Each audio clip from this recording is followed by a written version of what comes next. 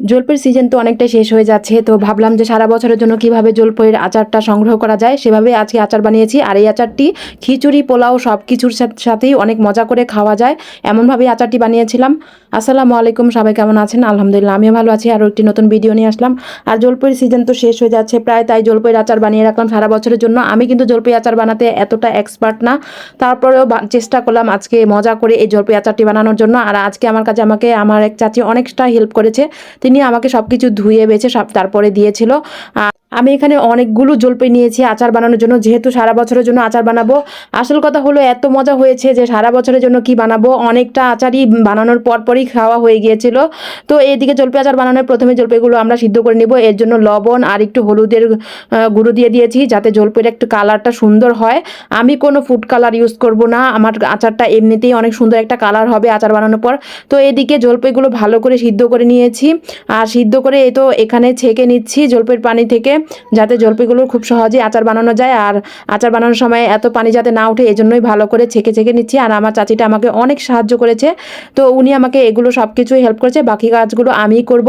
আর এখানে আসলে আমি সব কিছু কাজ করার সামনে আমার মা, বোন, চাচি, আমরা সবাই মিলেছিলেই কাজ করি, অনেকেই হয়তো জানেন।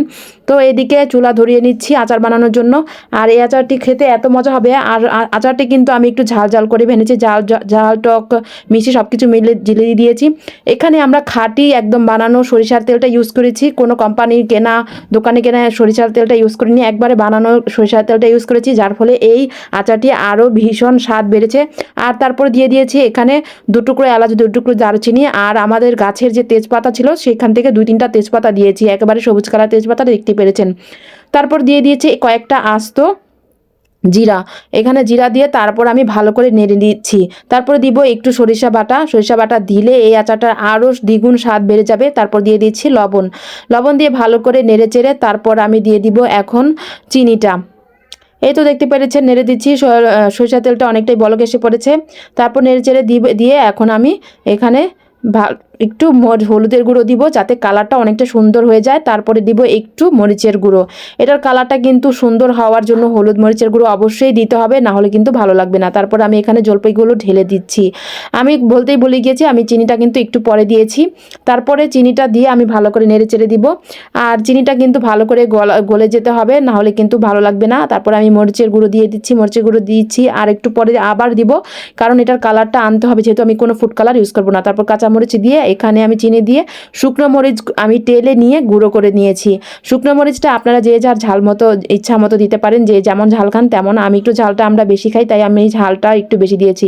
তারপর আমি একটু সিরকা দিয়ে দিচ্ছি, যেটা বলে সিরকাকে অনেকেই হয়তো জানেন যে এটার নাম ভিনেগার হয়ে থাকে।